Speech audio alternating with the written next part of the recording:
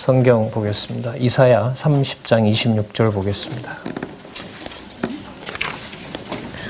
이사야 30장 26절입니다.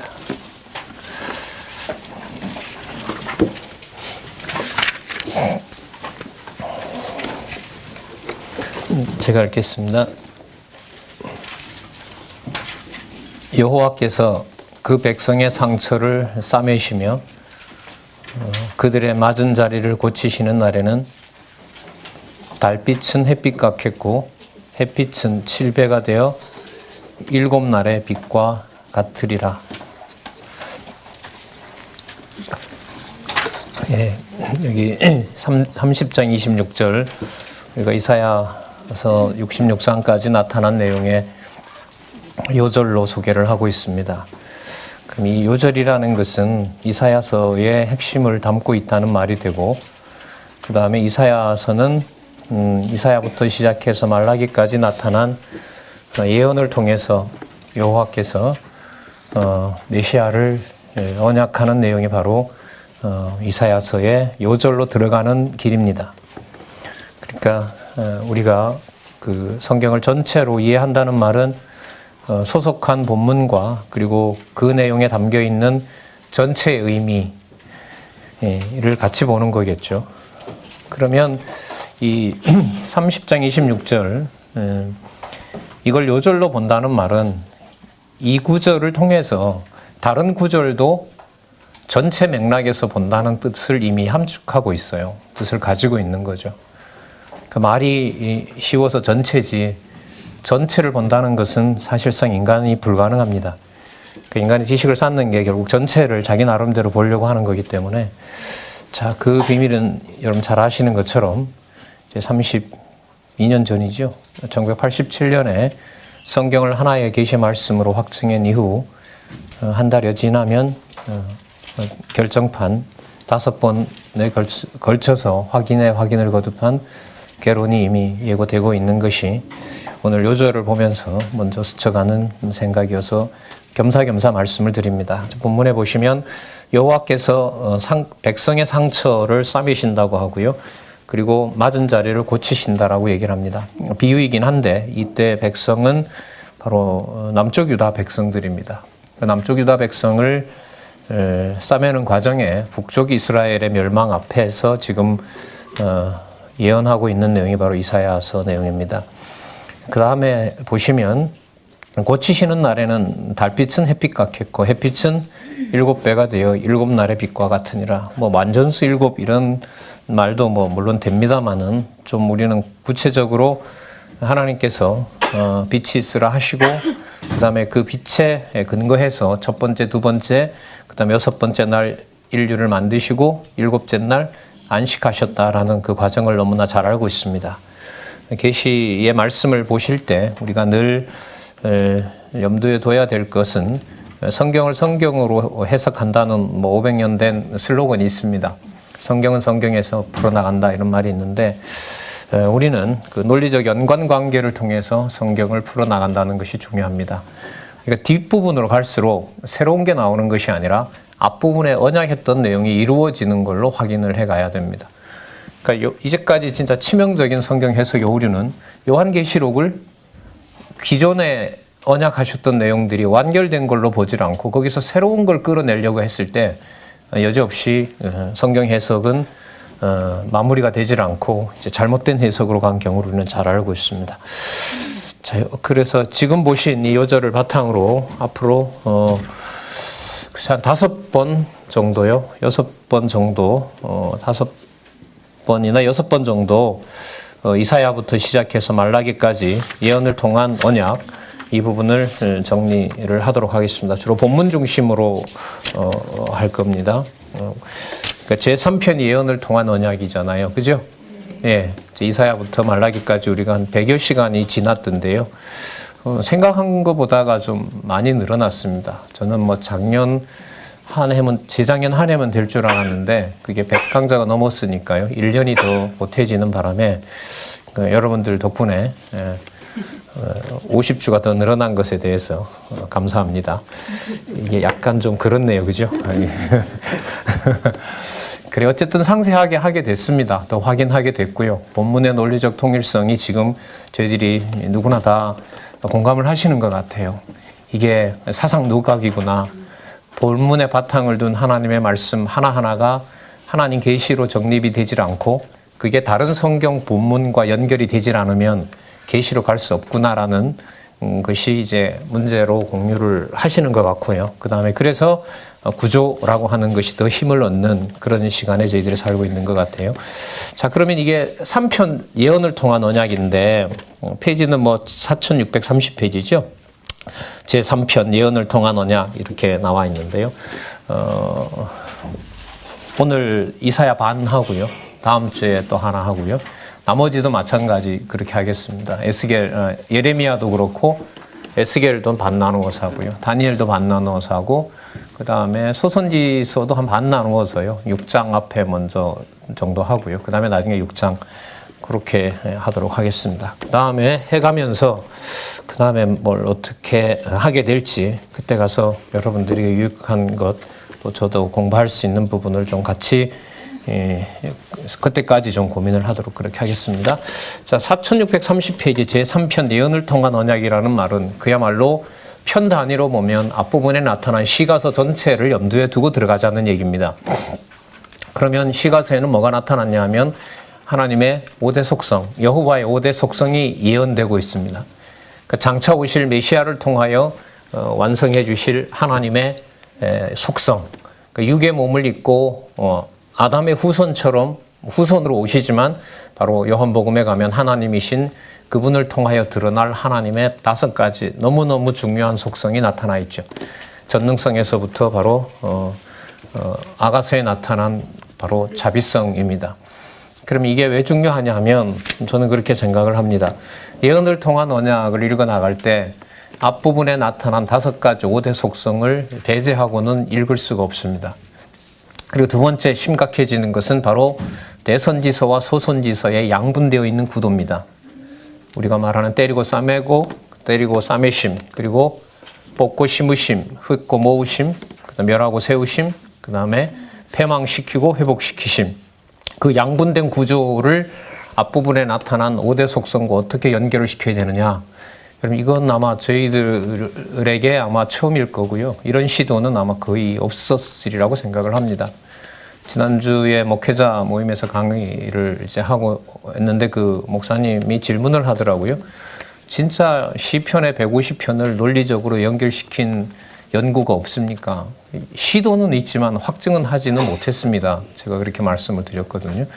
근데 시가서를 넘어섰을 뿐만 아니라, 시편을 넘어설 뿐만 아니라 시가서 전체를 이사야와 요렇고 때문에 이사야서 1장 1절이 이렇게 시작해서 66장이 이렇게 끝나고 바로 이것은 잘 아시는 대로 3편 예언을 통한 언약 다음에 바로 마태복음 1장 1절로부터 시작하는 예수 그리스도에 관한 기록 4개가 나오잖아요.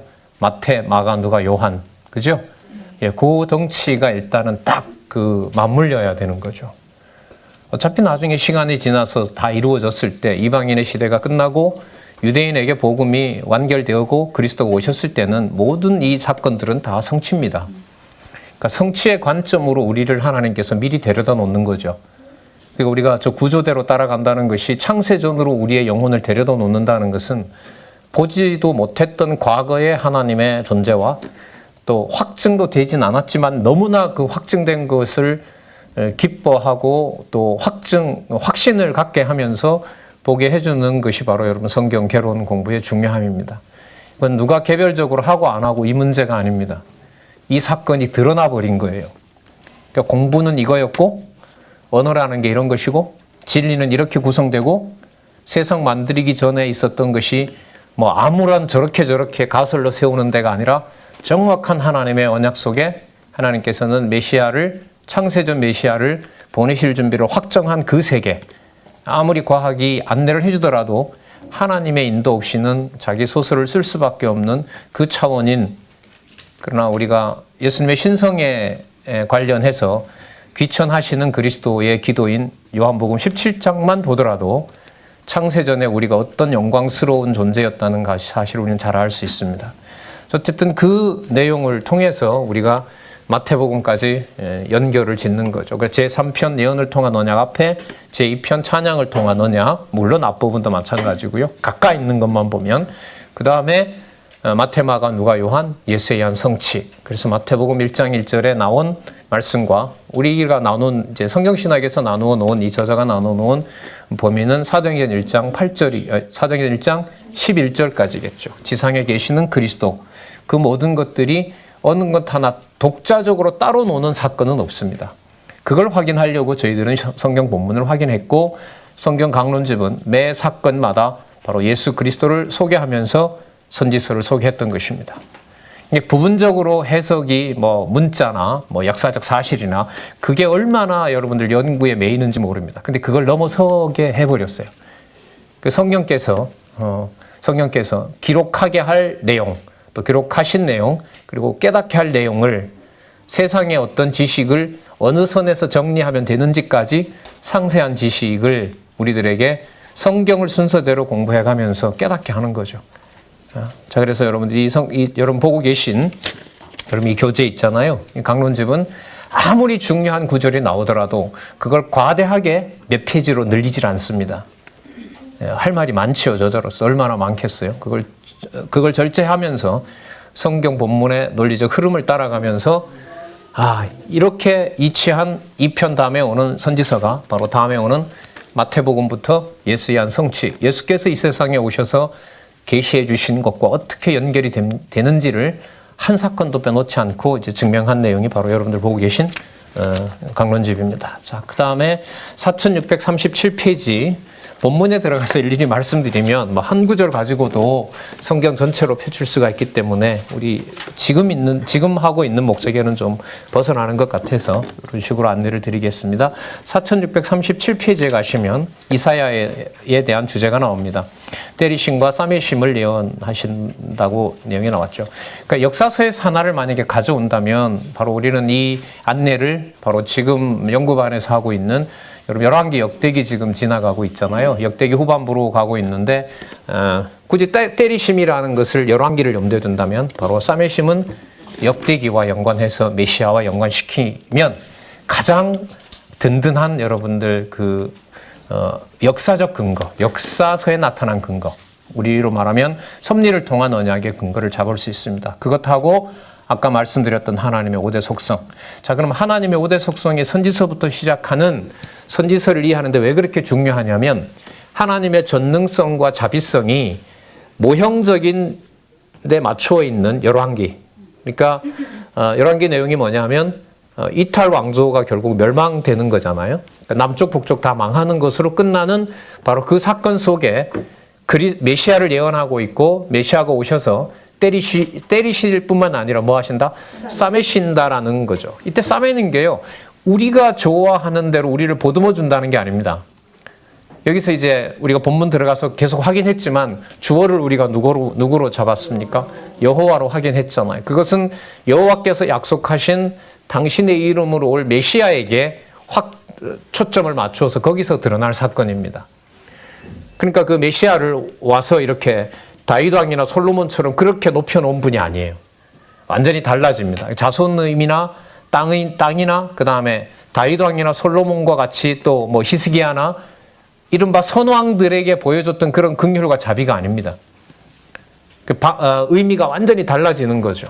그래서 때리고 싸맨다고 할 때 모형에서 실체로 넘어오는 또 이렇게 확증해주고 있는 과정이 상당히 흥미롭습니다. 이건 이제 본문에 들어가서 보는 거죠. 그러면 그 내용들이 선지서부터 이제 이사야부터 말라기까지 나타나는 사건으로 보면 분량도 많고요. 사건도 상당히 다양하고 또 역사적으로 보면 아주 조밀하게 몇 년 몇 월 며칠까지 명시하고 있는 데서부터 시작해서 또 하늘로 올라가서 이상까지 보여주는 거죠. 그러니까 여러분 에베소서에 보면 교회라고 하는 것이 하늘과 땅을 통일시킨다고 얘기를 하고 계시거든요. 우리가 하나가 됐다 그러고요.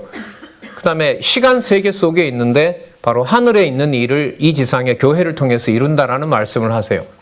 그 일들이 실제로 실체와 연관해서 확증을 해주고 있는 내용이 여러분 선지서 내용입니다. 진짜 좀 속된 말로 이 선지서만 잡으면은요, 어디 가서든 간에 진짜 성경에 대해서 손색 없이 말할 수 있는 큰 흐름을 잡아내는 것하고 똑같습니다. 성경도 이렇게 관심을 가지고 보니까요. 제가 지난주에 히브리서를 강론할 시간이 있었는데 거기 보니까 거의 구약을 거의 도배하고 있어요.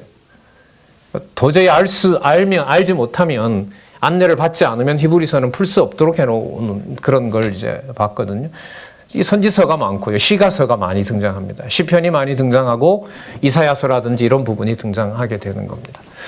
자, 다시 보도록 하겠습니다. 그래서 때리고 싸매심을 예언하는 이사야서 내용 역시도 사건마다 무엇이 많이 등장한다? 하나님의 5대 속성이 긴박하게 이제는 누구에게 맞춰서 메시아에게 맞춰서 일어나고 있다. 그렇게 큰 어떻게 보면 그림을 가지고 접근하시면 좋을 것 같습니다. 자, 먼저 오늘 우리가 4638페이지 때리심에 대한 예언을 살펴보도록 하겠습니다. 크게 세 부분으로 되어 있는데요. 1장에서부터 12장은 유다에 대한 여호와의 진노를 예언하는 내용이고요. 그 다음에 유다에 대한 진노뿐만 아니라 열방에 대한 진노도 얘기를 합니다. 자, 여기서요. 이건 어디까지나 여러분 때리고 싸매심에 대한 부분입니다. 그러니까 여기서 유다나 열방이나 때린다라고 하는 것이 어떻게 싸매심으로 뭔가 연관이 되는가를 여기서 놓치시면 안 되는 거예요. 이게 막 단 몇 장 같으면 그냥 단숨에 끝까지 읽어보면 좋은데 이게 66장이다 보니까 그렇게 만만치가 않은 거죠. 긴 호흡을 가지고 반복해서 읽어가야 될 필요성이 있는 것이 바로 이사야입니다. 그 다음에 24장에서부터 39장에 보면 여호와의 진노에 대한 결과죠. 그러니까 유다와 열방에 대한 진노의 결과가 무엇인지를 우리가 잘 아는 히스기야 사건으로 마무리를 합니다. 그 열왕기에 소개되고 있는 히스기야를 바탕으로 소개는 하는데 그 히스기야를 안다고 여기 있는 히스기야 사건을 아는 게 아닙니다. 이거는 또 이사야뿐만 아니라 전체 예언을 통한 언약하고 연관이 되기도 하고요. 자, 그럼 먼저 1장에서부터 12장까지 보면 유다에 대한 진노가 나타나는데 진노하신다는 내용을 여러분 12장까지 예언을 하시고요. 그 다음에 그 진노가 진짜로 이루어진다는 경고도 상세하게 알려줍니다. 뿐만 아니라 그 결과가 바로 뭐냐면 곧 북쪽 이스라엘이 망한다라는 것이 증거가 된다는 겁니다. 그러니까 북쪽 이스라엘이 망하는 걸 보면 뭐가 망한다? 남쪽 유다가 망한다는 겁니다. 자, 그래서 1장 1절이 제가 볼 때는 이 배경을 이해하는데 아주 중요한 의미가 담겨 있는 것 같아요. 1장 1절을 한번 보시면 자, 유다왕 우시야와 요담과 아하스와 히스기야 4대에 걸쳐 있죠. 그리고 이제 히스기야 이러면 잘 아시는 것처럼 북쪽 이스라엘이 망한 것을 보는 왕이죠. 맞죠? 예. 그러니까 북쪽 이스라엘이 망하는 것을 보면서 여기서 히스기야는 자기는 병에 걸려서 죽을 병에 걸려서 살아나지만 자기가 살아남은 것에 대해서 기뻐하도록 하는 게 아니고요. 하나님의 약속이 이루어지는 것에 대해서 선한 일이 이루어지는 걸로 찬양을 하고 있습니다. 그래서 그 부분만 뗄 수 없다는 것을 제가 말씀을 드렸죠. 오늘 뭐 그 부분 아마 나올 것 같은데 그때 가서 좀 살펴보도록 하고요. 이 본문에 보시면 한 60여 년 동안 예언했다고 나오죠. 그렇게 나옵니다. 본문들을 보시면은요. 첫 번째 단락 4640의 첫 번째 단락에 보시면 유다왕 우시야 치세 말기에 활동을 시작하여 60여 년 동안 활동했다. 전체 총 통치 기간으로 보면 한 90년이 되는데요. 이사야가 뭐 다 했을 리는 없습니다. 중요한 것은요. 4대에 걸쳐서 이 나라가 왕마다 이사야를 통해서 뭐 할 것이다? 망한다는 얘기를 확증한 겁니다. 망한다라는 얘기를 확증한 겁니다. 그래서 1차 그 히스기야의 기준으로 보더라도요. 1차 침략, 남쪽 유다가 망하는 것이 70년 후에 생깁니다. 그러니까 70년 사이에 있는 사람들은 망하지 않았네. 이사야가 거짓말한 거잖아. 이렇게 할 정도로 이 남쪽 유다가 1차 침략, 2차 침략으로 보면 몇 년이겠어요? 90년입니다. 바벨론이 20년 동안 침략해 들어오니까요, 거의. 그러니까 90년 후에나 이루어져요. 히스기야 기준으로 보더라도. 그리고 나중에 여러분들 여기 바벨론을 멸망시키는 고레스 왕까지 나오게 되면 그 기록으로 보면 앞으로 200년 후에나 이루어집니다. 그럼 200년 후에나 이루어진다라는 것은 하나님께서 굉장히 큰 그림을 그리면서 앞으로 일어날 일들에 대해서 예언하시는데 예언의 핵심이 이사야서 처음부터 이 백성을 내가 버린 민족이다라고 시작합니다. 머리부터 발끝까지 성 한 대가 한 군데도 없다. 이건 여러분 자손 언약에 대해서 진짜 폭탄 선언입니다. 그 쓸만한 자식이 없다는 거 아니겠어요? 그걸 지금 4대에 걸쳐서 확인을 해줍니다. 이 왕들을 우리가 알아야 될 이유는 없죠. 그러나 기억해야 될 것은 유다 왕들의 대를 이어가면서 그 왕조가 너희들이 이어지고는 있지만 이 왕조에 너희들이 통치하는 국가는 이미 뭐 했다? 망해버렸다. 이렇게 됩니다. 그럼 망하면 여호와의 이름은 어떻게 됩니까? 그게 이제 40장에서부터 66장까지 그때 내가 가서 내가 회복시켜 줄 것이다 라는 내용이 40장에서부터 66장까지입니다. 방식은 똑같아요. 왜 똑같냐 하면 이제 임박한 내용이 뭐냐면 남쪽 유다가 망하고 북쪽 이스라엘이 망하는 걸 보면서 남쪽 유다도 반드시 뭐 한다? 망한다라는 게 이사야 전체 배경이에요. 어떨 때는 망하는 내용, 예를 들면 아수르가 침략해 왔던 그 당시에 회복에 맞추어서 하나님께서 히스기야의 기도를 드려주시면서 아수르 군대가 물러가긴 했지만 그 물러가게 하는 그 장면들이 어떤 맥락에서 하나님께서 무엇을 약속하고 무엇을 확인해 주려고 하는 것인지는 본문에 들어가서 앞뒤를 살펴봐야 되는 부분입니다.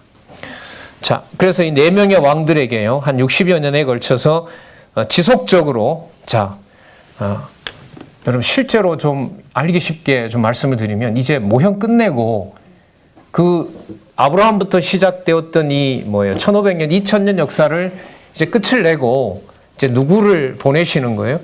이제 메시아를 보내시는 내용이기 때문에 사건으로 보더라도 이건 굉장히 엄중한 사실인 거죠.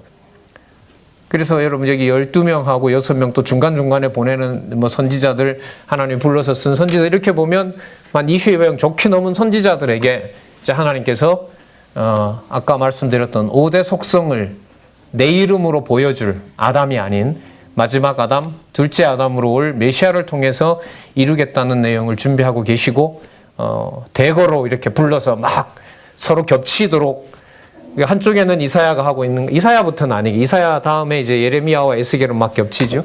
다니엘도 함께 존재합니다. 그 세 선지사가 각자 자기 영역에서 같이는 아니죠. 동시대에 다른 이야기로 누가 올 것을 예언해요? 메시아가 올 것을 예언하는 겁니다.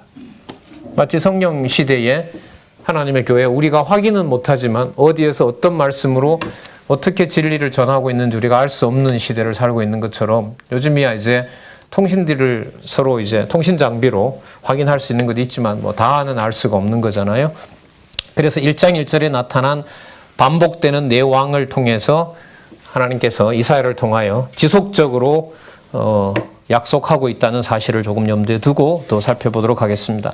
1장 2절에서부터 9장 내용은 보면 죄로 인해 진노를 당한 처참한 백성들의 모습을 소개를 하고 있습니다. 1장 6절 같은 경우에 한번 보시면은 발바닥부터 머리까지 성한 곳이 없이 상한 것과 터진 것과 새로 맞은 흔적뿐이오늘 그것을 짜며 싸매며 기름을 유하게 함을 받지 못하였도다. 자, 그래서 거의 끝장이 난 것처럼. 그러니까 이 당시로 보면 처음에 예언하던 경우로 본다면 남쪽 유다가 아직 망하려고 해도 한 150년이 남았고요. 그 다음에 북쪽 이스라엘이 망하려고 해도 좋게 한 20년 넘게 남은 거죠. 근데 이미 이 어법으로 보면 이미 뭐 해버렸다? 망했다라고 얘기를 합니다. 이건 확정 짓는 겁니다.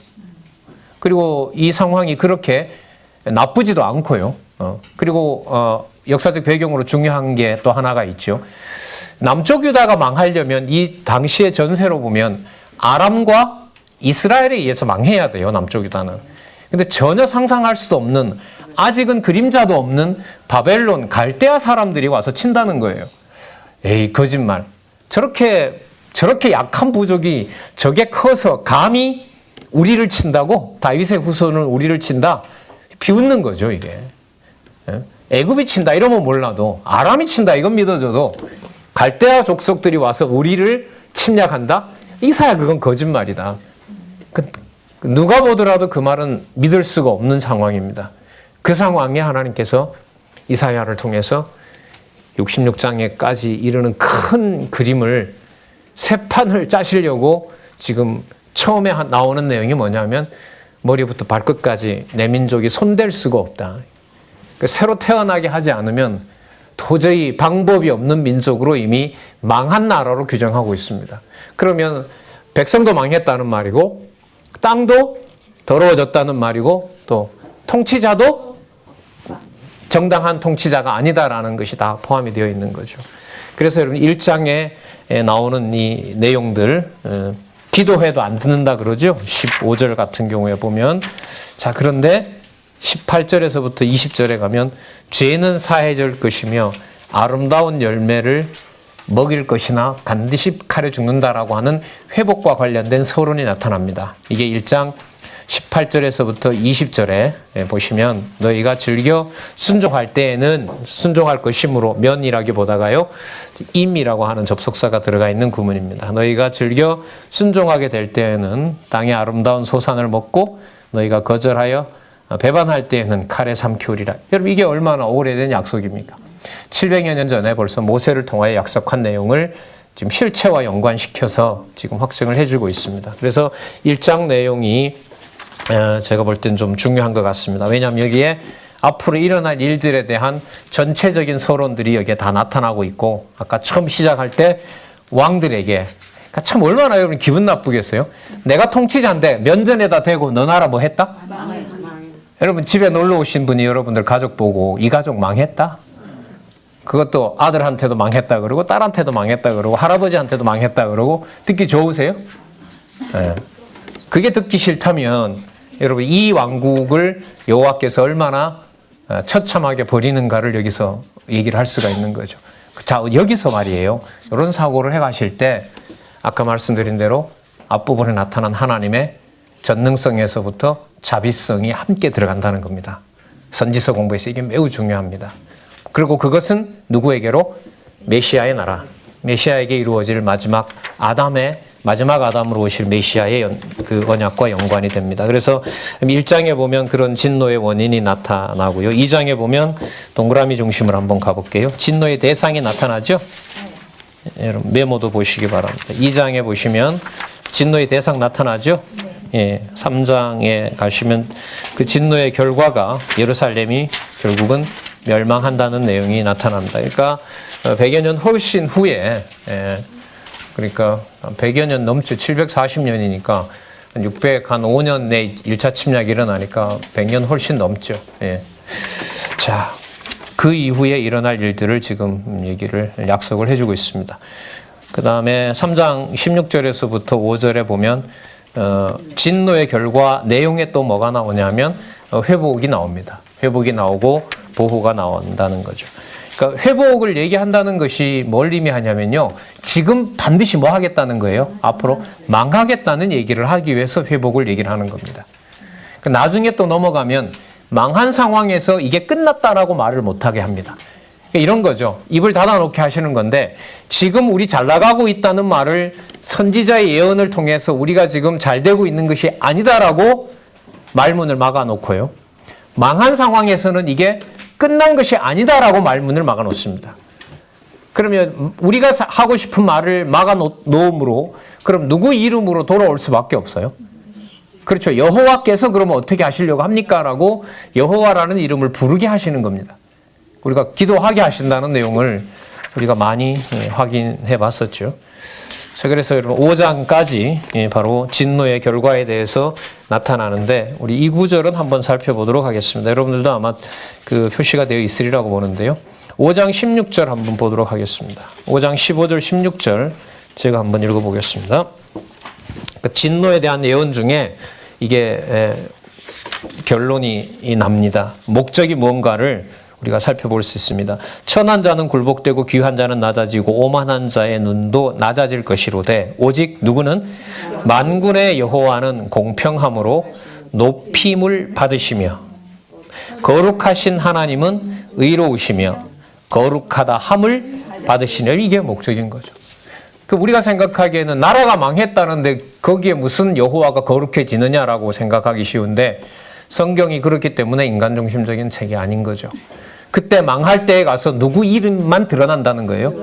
그러면서 이제 이게 아직 예수님 오시기 전이니까, 메시아 오기 전이니까 소원은 딱 하나 남아요. 그럼 당신의 약속은 어디 갔습니까? 그러니까 모세와 이스라엘 백성들을 가나안으로 가기 위해서 홍해 앞에다 데려다 놨을 때 누구 이름을 안 부를 수가 없어요? 여호와의 이름을 안 부를 수가 없게 하는 거죠. 그럼 그리스도께서 약속하셨던 또 가르쳐 주신 그 기도의 내용에도 보면 하늘의 뜻이 이루어지기를 원하고 그 뜻이 이루어지는 것을 일용할 양식으로 먹게 해달라고 하는 걸로 그리스도가 기도하신 내용으로 보더라도 하루의 삶이라고 하는 것은 눈 뜨면서 눈 감을 때까지 바로 여호와 하나님을 의지하게 하는 그 자체가 여러분 우리의 예배 생활인 거죠. 그 동력을 여러분 이렇게 우리가 주 중에 한번 뵙고 확인하고 또 각자 또 말씀 전하게 하고 또 양식을 공급하는 일들을 가정교회에서부터 하고 있다고 생각을 합니다. 자, 그 다음에 여러분들 6장에서부터 8장에 보면 경고에 대한 내용이 나타나는데, 자, 이 경고에 대한 내용의 처음 출발이 재밌어요. 이사야가 하나님을 만났잖아요. 근데 이사야가 뭐라고 생각하냐 하면, 봤으니 이제 죽었구나. 하나님을 봤는데 내가 온전할 리가 있는가. 그러니까 인간적인 자격으로 보면 자기가 뭐예요? 말씀을 전하기는커녕 뭐 할 입장이에요? 죽을 지경이 된 겁니다. 자, 5절 보세요. 그때 내가 말하되 화로다 나여 망하게 되었도다. 나는 입술이 부정한 사람이요 입술이 부정한 백성 중에 거하면서, 저기 잘 보세요. 만군의 여호와이신 누굴 배웠다? 저거 체크하시기 바랍니다. 여러분, 이게 앞으로 7장에 나타나는 처녀가 잉타의 아들을 낳고 9장에 가면 장차 태어날 왕에 대해서 소개하고 11장에 가면 또 그 메시아가 왕으로 오실 것을 소개하면서 그 내용으로 연결된 아주 중요한 개념이 바로 만군의 여호와가 누가 되신다? 왕 되신다. 여기서 이제 모든 언약이 종결되는 거죠. 자손 땅 통치 언약을, 그래서 아까 1장에 여호와께서, 만군의 여호와께서 쓸 자손이 하나도 없게 했구나. 당신이 지금부터 뭐가 되고자 하니까. 그래서 이제 새 나라를 기획하는 거죠. 유대인들은 아직 메시아 믿지 않습니다. 그러면 아직도 이사야를 볼 텐데 얼마나 기다리겠어요? 다윗 왕과 같은 자기네들 기준에 맞는 메시아 오기를 기다리는데 이미 이루어졌는데도, 그러니까 세계에서 가장 똑똑한데도 인간적으로입니다. 하나님 그렇게 하셨기 때문에 가장 멍청한, 그리고 2000년에는 가장 분명한 법으로 눈앞에 온 메시아를 죽인 바보 정도가 아니라 진짜 무섭게 끔찍하게 하나님께서 섭리한 역사가 일어난 거 아닙니까? 그러나 성경이 진리된다는 내용은 우리도 모르는 사이에 2016년에 여러분 개론 구조가 번역이 되어서요.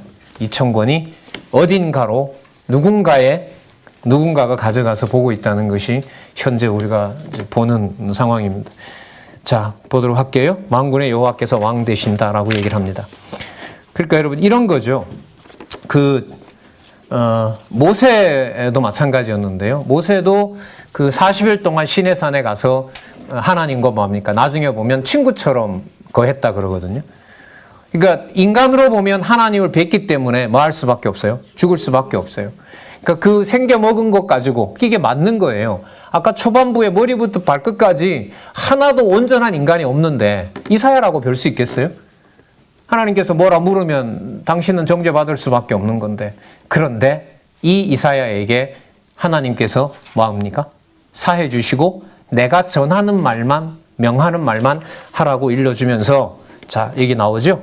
7절에 보시면 그것을 내 입에 대며 가라사대 핀 숯덩어리를 입에다 갖다 댑니다. 이것이 내 입에 닿았으니 내 악이 뭐하여졌고 자여졌고 내 죄가 사하여졌느니라. 그럼 앞으로 오실 선지자의 모습이 바로 이겁니다. 그러니까 눈으로 보면 뭘 받은 것 같아요? 진노를 받은 모습이고요. 나오는 말씀으로 보면 누구의 말씀을 전해요? 하나님의 말씀을 전하는 자예요. 바로 그분이 제사장으로 넘어가면 이사야 51장에 가면 그가 찔림은 우리의 상함이라고 해서 보이는 모습으로 보면 어떤 통치자의 모습도 없는 자로 오게 되어 있어요. 이게 여러분 초반부부터 벌써 이사야를 통해서 소개가 되고 있습니다. 자, 7장에 가면 놀라운 얘기가 나오는데요. 지금 이게 폐망시키겠다는 얘기잖아요. 때리시겠다는 내용인데, 그리고 또 아까 약속이 또 하나 있었습니다. 그 때리시는 것이 분명할 뿐만 아니라 바로 회복시키는 것도 싸매는 것도 분명하다는 얘기를 하고 있습니다.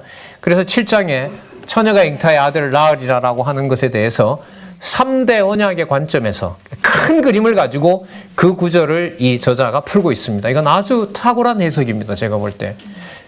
그러니까 처녀가 잉타의 아들을 낳는 사건이 분명 여기에도 보면 설명을 하고 있죠.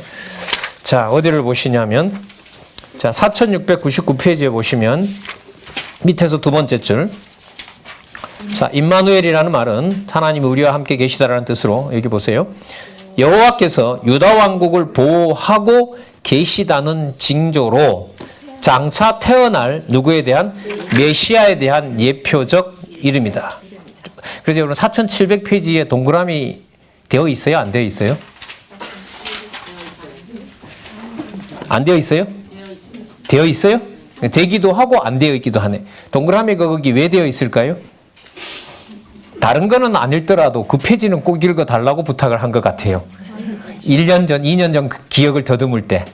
안 되어 있으면 다시 동그라미를 2번 해놓으시고 꼭 읽어주시기 바랍니다. 여러분 이게 이사야서를 때리고 싸매심으로 나누어 놓는 결정적인 근거입니다. 이게. 그리고 메시아 언약으로 가는 이제 여기의 내용을 읽어보시면 지금 여기 설명한 대로 유다 왕국도 관련이 되고 누구도 관계가 돼요? 메시아하고도 관계되는 것이 보라 처녀가 잉타의 아들을 낳는다는 거예요. 그러면 아들을 낳는데 초점을 맞추면 메시아가 처녀를 통하여 날 것 마태복음에도 나오기 때문에 분명해요. 또 하나 기억할 사실은 여기서 7장에서 말할 때는 지금 이 맥락이 유다 자손과 관련된 거기 때문에 여기서 말하는 아들은 유다 왕국, 유다 백성을 말하는 겁니다.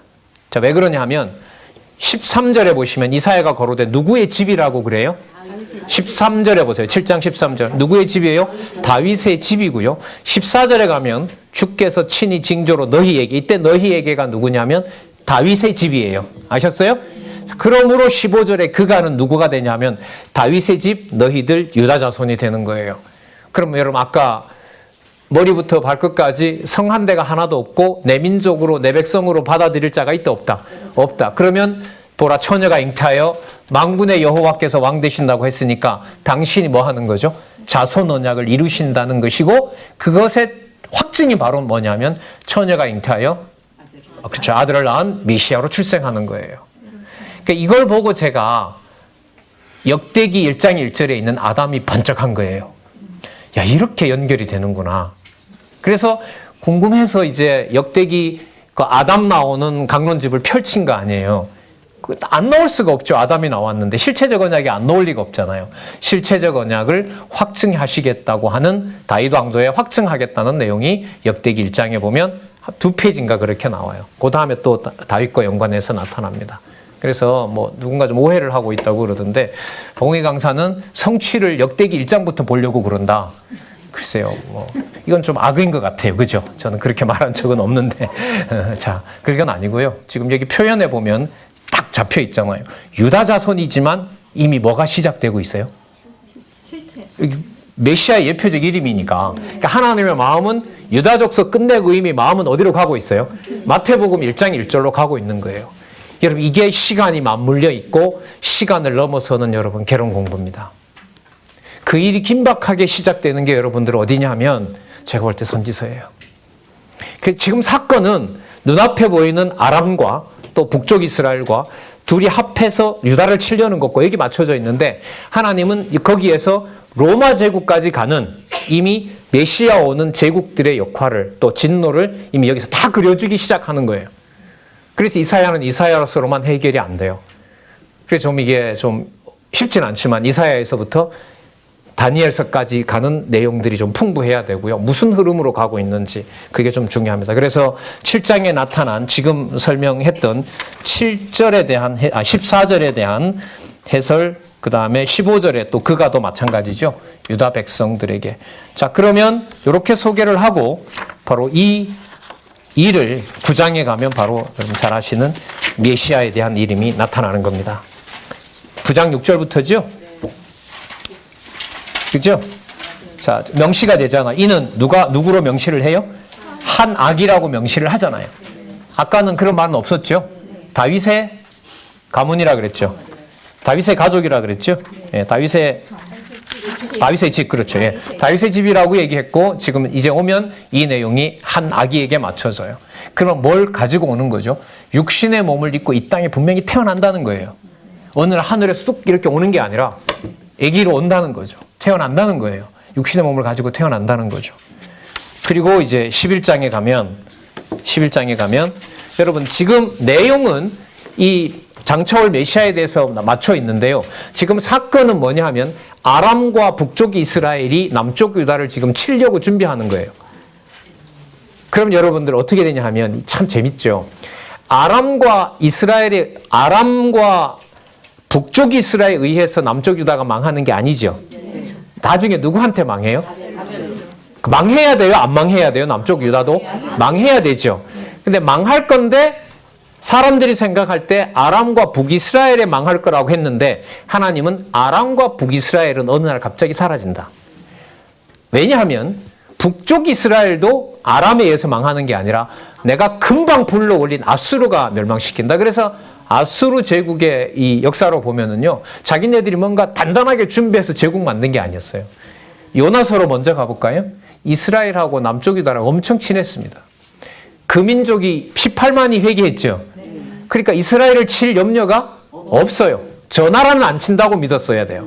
근데 하나님이 확 바꿔버려서 아수르가 북이스라엘을 치고 남쪽 유다도 거의 히스기야 때 보면 거의 이제 끝장을 내고 있었던 때죠.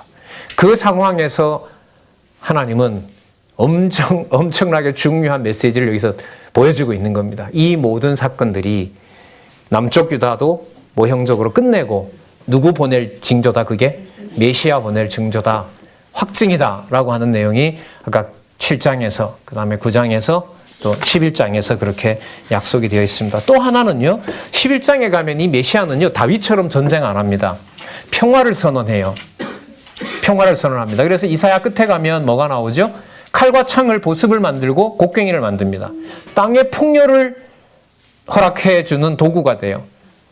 잘 살면은 남의 나라, 부강한 나라 치고 뺏어오면 가장 잘 살잖아요. 그런 방식으로 앞으로 올 메시아는 안 한다는 겁니다. 그래서 여러분 이사야서가 지금 여러분들 그 유대인들 보면 총질하죠, 함부로. 맞죠? 사람 죽이고도 자기네들 내에서도 형사적인 법부로 입건 안 합니다. 종교적 명분을 앞세우게 되면. 그러나 그리스도가 얘기했던 나라는 저런 나라는 아닙니다.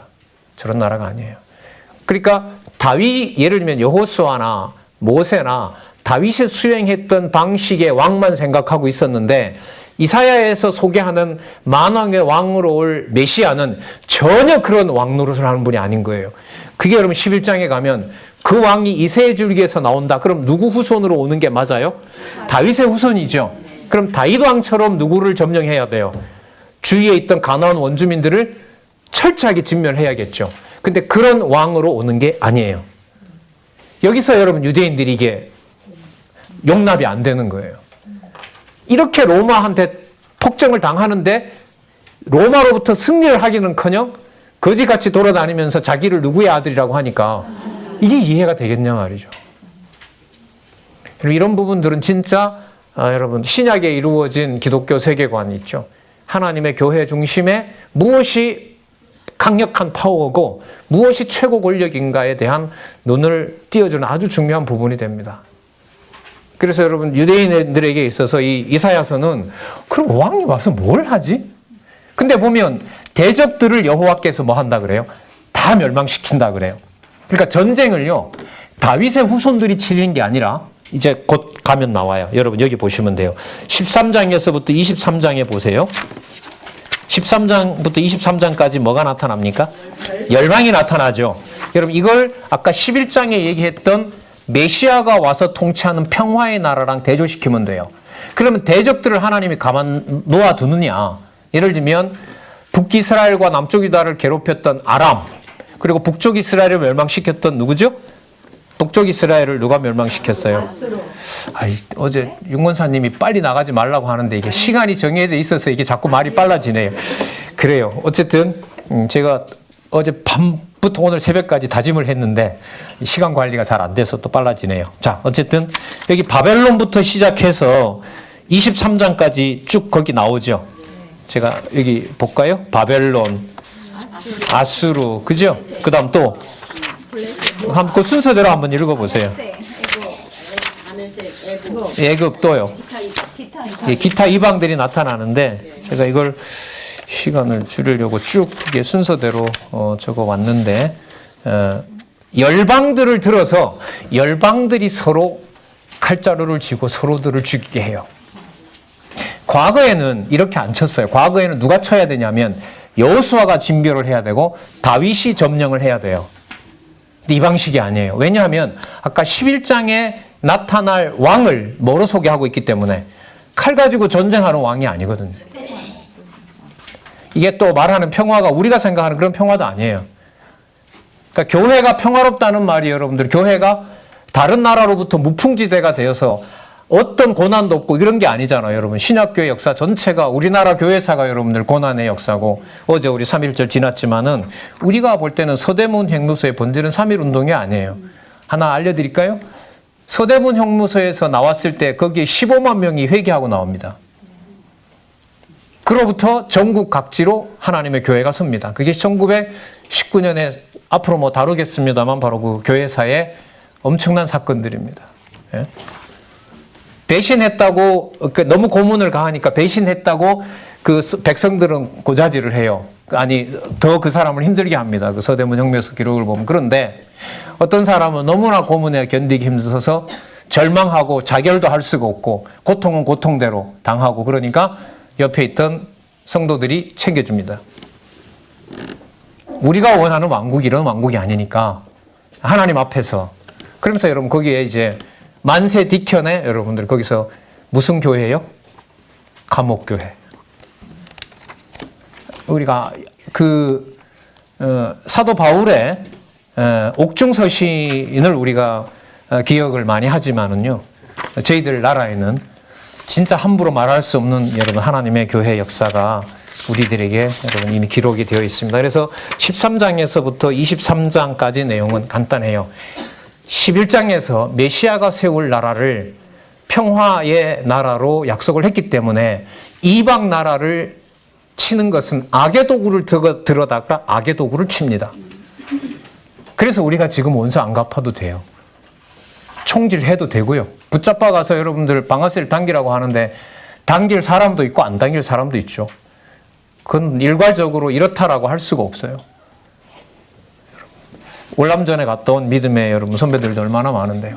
평생 고통 가운데 사는 사람 있는가 하면 한국에서 도저히 살기가 부끄러워서 미국으로 간 분도 많고요. 어쩌다 속지 않은 길은 북한에 복음 전하는 거다 싶어서 목숨 걸고 북한으로 들어가서 복음 전하는 분들도 있고 어떻게 쓸지를 몰라요. 우리는. 어쨌든 중요한 것은 이 13장에서 23장에서 뭐가 바뀌어요? 대적을 원수 갚는다는 것이 다윗에게 말한 것이 아니라 이제 진짜 다윗 왕가에 이루어지고 있다는 겁니다. 자, 그 다음에 23장에서부터 39장에 가면 자, 나라의 형태가 바뀌었죠. 맞죠? 그러면 여기 진노에 대한 결과를 보면 24장에서부터 27장에 뭐가 납니까? 유다 회복이 나타나죠. 그러면 이 회복이 뭘 가지고 하는 회복이 아니에요. 그렇죠. 이렇게 정립하시면 돼요. 그리고 또 하나는 여기 왜 회복이 나오느냐 때리는 건데 답은 24장, 25장 요약에 나옵니다. 무엇과 무엇입니까? 심판과 뭐예요? 위로죠. 이게 중요합니다. 심판을 통해서 유다가 회복되는 거기 때문에 여기서 또 하나요. 이 유다 회복은 이미 뭘 전제로 한 모형인 유다 나라가 망한 것을 전제로 한 그러니까 이게 무슨 맥락이 맞아요? 때리심의 맥락이 맞는 거예요. 그럼 이 회복을 말한다는 말은 아까 평화의 왕이 와서 통치할 것까지 그림을 그렸잖아요. 근데 지금 있는 그 나라가 어떻게 돼야 돼요? 망해야 돼요. 망해야 되는 것을 뭐라고 얘기를 하시냐 하면 유다의 회복을 얘기를 하는 겁니다. 왕은 다윗이겠어요? 하나님이시겠어요? 그게 나오더라고 여러분. 진짜 이 성경이 자, 여러분 24장 23절 볼게요. 페이지는요. 그 4839페이지 한번 보세요. 누구를 멸하고? 4839 대적을 멸하고 누구의 왕국? 유다의 왕국의 뭐가 된다? 왕이 된다. 23절 제가 읽어볼게요. 그때 달이 무색하고 해가 부끄러워하리니는 만군의 여호와께서 시온산과 예루살렘에서 뭐가 된대요? 예, 여기 나오잖아요. 이게 여러분 계속 이어져요. 예레미야에 가도 나오고요. 앞부분 나중이란다. 우리가 지난 시간 했던 말라기 있죠? 말라기 1장 14절에도 나오고요. 가까이 있기 때문에 기억이 나요. 말라기 1장 14절에도 나오고요. 여러분 스가랴 14장으로 끝나는 거 있죠? 스가랴 14장 마지막 절에 가도 9절과 16절에서 나타납니다. 그러면 딱 잡혀지죠. 아, 이사야부터 시작해서 말라기까지 선지서 전체가 누가 왕이구나를 확증한 거구나. 누가? 만군의 여호와가 왕이다. 그러면 여러분 그리스도가 와서 뭐라고 하는 말씀이 맞아요? 뭐가 임했다? 회개하라. 그렇죠. 당신이 통치자로 오는 게 맞아요. 그 배경이 여러분 이사야 오늘 1장에서부터 우리는 24장까지 해서 확인을 했습니다. 자, 나머지 흐름들에서 여러분 중요한 부분이 바로 이런 흐름입니다. 그래서 26장과 27장의 내용을 보시면 회복에 대한 언약인데요. 이 내용도 들어가서 읽어보시면 회복된다는 내용이 나오지만 이루어지는 내용으로 보면 이 나라가 어떻게 된다? 망한다라는 내용들이 여기에 핵심적인 내용으로 들어가 있습니다. 뿐만 아니라 여러분 아까 열방들이 서로 죽이고 서로 치면서 뭐 했냐면 서로들 무너뜨렸잖아요. 맞죠? 그런데 그들에게 누구 이름이 여러분들 개방이 될까요? 여호와의 이름이 개방돼서 모압도 돌아오고 애굽도 돌아온다는 얘기를 해요. 여러분 당시로 보면 여러분 모압이나 애굽은 이스라엘 백성들이 봤을 때는 우호적인 어떤 우방이에요? 아니면 적국이에요? 적국이죠. 급하다 보니까 가서 잠시 좀 하지 그 사람들을 택한 백성으로 말하진 않아요. 그런데 여러분들 나라의 형태가 바뀌었고 대적 속에도 누가 있다? 때릴 뿐만 아니라 뭐할 사멸자가 있는. 그래서 여러분 남은 자라는 말씀이 어디 나오는데 제가 지금 찾아드리지는 못하겠어요. 남아있는 자들이 함께 예루살렘으로 온다 그러고요. 또 구스가 도우러 왔다가 돕기는커녕 망해가는 남쪽 유다가 뭐가 좋아 보이겠어요. 그런데 남쪽 유다에 있는 뭐가 굉장한 거예요? 여호와의 이름을 듣게 되는 거죠. 그러니까 도와주러 왔다가 이 구스가 도와주러 온 게 아니라 우리가 유대인들이 섬기는 여호와를 섬기겠다고 나서버리게 된다는 일이 벌어진다는 거죠. 그러면 여러분들 이 통치자인 메시아를 보내서 어떻게 하나님의 나라를 메시아를 통하여 이루실 건지에 대한 내용들이 여러분 전개되는지는 알 수가 있습니다. 그리고 여러분들 마지막으로 여러분 히스기야 사건을 잠시 살펴보도록 할게요. 여러분 히스기야 사건은 여러분 두 가지를 우리가 좀 염두에 두실 필요가 있어요. 히스기야 내용이 어디에 나타나냐 하면 여러분 36장 37장에 보면 뭐에 대한 보수가 나타나죠? 아수르에 대한 보수가 나타나죠. 그러니까 아람도 아니고 아수르는 아직 오지도 않았는데 아수르까지 뭐 한다? 보수한다는 겁니다. 보수하신다는 것을 하나님께서 약속을 해주는데 그 일이 좋게 지나면 좋은데 이 일이 보면 아수르 군장 랍사게가 와서 뭐 하냐면 모독을 합니다. 하나님을 모독하고 그리고 히스기야 왕을 모독합니다. 히스기야로서는 누구 이름을 부를 수밖에 없어요? 여호와의 이름을 부를 수밖에 없죠. 예. 그래서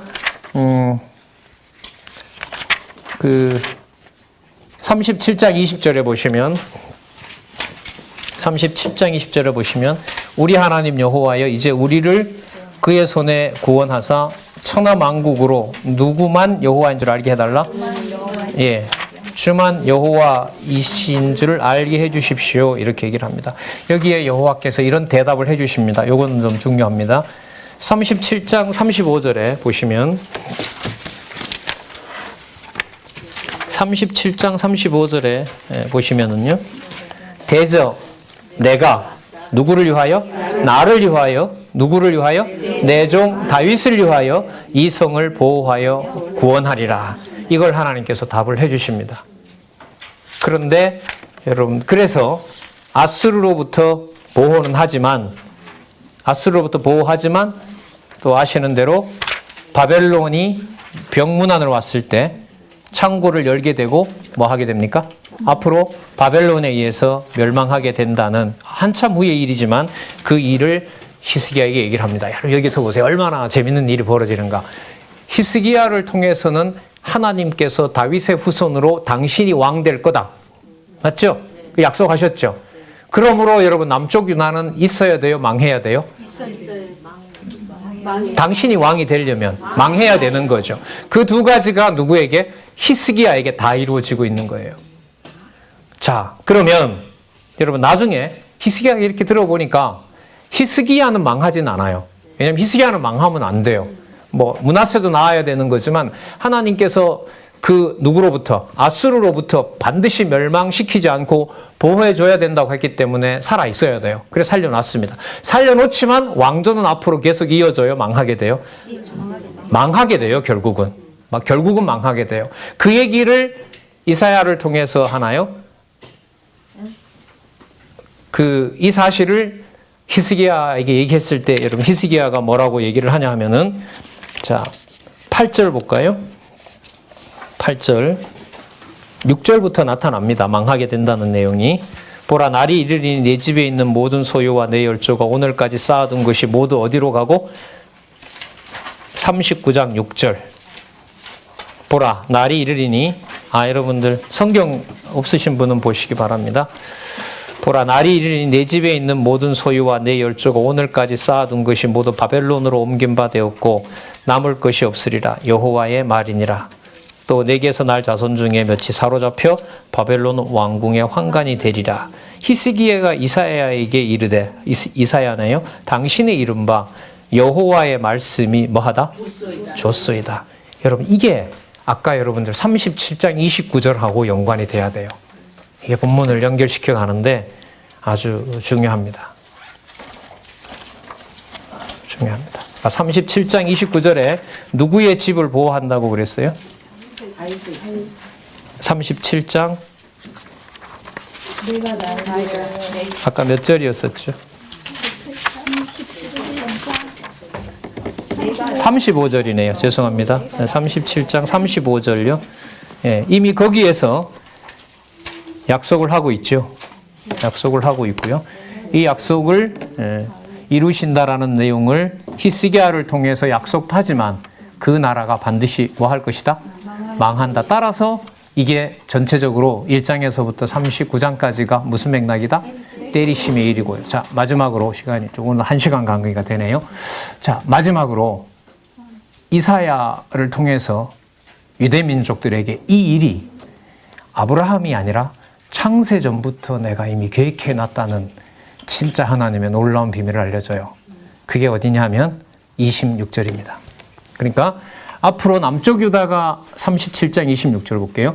남쪽 유다가 망하지만 그 망하는 일을 통해서 당신이 왕이 되는 만군의 여호와가 왕이 되는 이 사건이 어디에 근거를 두고 있다? 자, 우리 같이 한번 읽어볼까요? 37장 26절 읽고 마치겠습니다. 자, 시작. 내가 어찌 듣지 못하겠느냐? 이 일은 내가 태초부터 행한 바요 상고부터 정한 바로서 이제 내가 이루어 너로 견고한 성을 헐어 돌무더기가 되게 하였노라. 아수르도 이미 망한 것으로 과거형으로 쓰고 있습니다. 예, 그 일이 여러분 이제 시작이 됐습니다. 그러면 싸매시는 내용에 어떻게 해가시는지 우리가 다음에 오실 때는 다음에 한 권 가져오시면 되겠네요. 10권 가져오시고 그럼 66장까지 그 개론 중심으로 한번 서너 번 읽어 오시면 좋을 것 같아요. 어쨌든 약속을 드렸기 때문에 1시간에 하다 보면 오늘 또 이렇게 보니까 시간이 좀 이렇게 엄격하게 지켜지지 않으니까요. 여러분들께서 준비 좀 해오시면 좋겠습니다. 기도하겠습니다. 하나님 아버지 감사합니다. 그리스도가 오시기 전 여호와께서는 많은 선지자들을 통하여 그렇게 하나님 아름답고 또 강한 나라를 왜 갈랐고 남쪽 북쪽으로 나누어 놓으셨고 그 의도가 무엇이었는지 선지자를 보내어 그 선지자의 생각을 넘어서는 놀라운 비밀을 확인해 주는 내용을 저희들이 다시 한번 확인했습니다. 하나님 너무나 분명합니다. 저희들 이 시간에 이 때에 진리의 말씀을 놓고 살아계신 하나님을 이방인으로서 마음껏 부르고 마음껏 배우고 싶은 마음이 충만하다는 사실, 하나님 이 얼마나 놀라운 사건입니까? 하나님 깨닫게 하시고 보게 하신 사건, 진리의 말씀으로 더 무장하여 세상의 눈과 세상의 가치로 진리의 말씀을 값어치 없게 만드는 하나님 어리석음을 범하지 않도록 저희들 진리 안에서 늘 지켜주시옵소서. 예수님의 이름으로 기도드렸습니다. 아멘.